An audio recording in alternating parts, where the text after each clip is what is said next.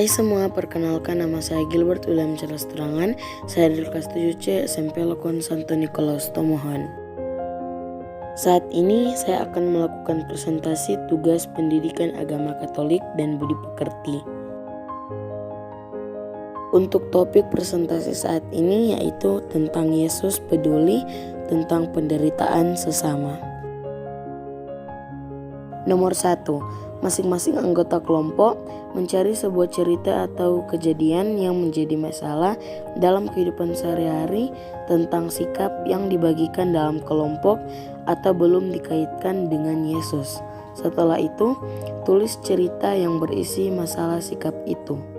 Yesus telah memberikan teladan kepada kita tentang sikap peduli pada sesama, terlebih terhadap penderitaan sesama kita.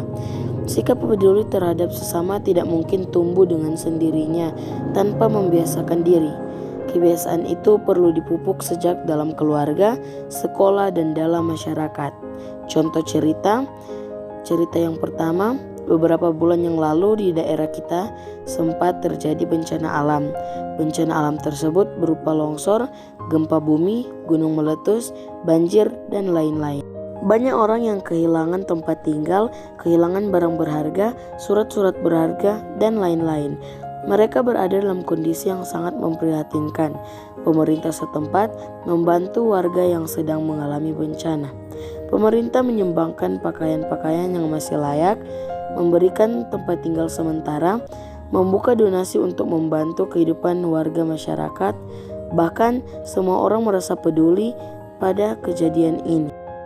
Nomor 2. Masing-masing anggota kelompok mencari sabda dan peristiwa yang ada dalam kitab suci tentang sikap yang harus diambil pengikut Yesus terkait masalah tersebut.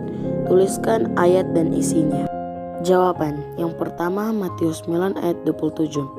Ketika Yesus meneruskan perjalanannya dari sana, 2 orang buta mengikutinya sambil berseru-seru dan berkata, "Kasihanilah kami, hai anak Daud."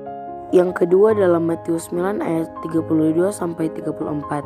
Sedang kedua orang buta itu keluar, dibawalah kepada Yesus seorang bisu yang kerasukan setan, dan setelah setan diusir, dapatlah orang bisu itu berkata-kata. Maka heranlah orang banyak. Katanya, yang demikian belum pernah dilihat orang di Israel. Tetapi orang Farisi berkata, dengan kuasa penghulu setan ia mengusir setan. Yang ketiga dalam Matius 9 ayat 35 dan 36. Demikianlah Yesus berkeliling ke semua kota dan desa. Ia mengajar dalam rumah-rumah ibadat dan memberitakan Injil Kerajaan Sorga serta melenyapkan segala penyakit dan kelemahan. Melihat orang banyak itu, tergeraklah hati Yesus oleh belas kasihan kepada mereka, karena mereka lelah dan terlantar seperti domba yang tidak bergembala. Nomor 3. Masing-masing anggota kelompok menuliskan alasan dan penjelasan dari sabda atau sikap yang diteladankan Yesus tersebut. Mengapa Yesus mengajarkan kita untuk bersikap seperti itu? Jawaban. Sebagai manusia ciptaan Tuhan, manusia memiliki hati yang dapat luluh sesuatu saat. Sama seperti Tuhan sangat memiliki kasih sayang dan luluh terhadap kita manusia yang sangat bercela. Tuhan sangat menerima kita walau kita adalah makhluk ciptaannya yang sangat berdosa. Yesus sangat ingin kita hidup menurut kehendak-Nya.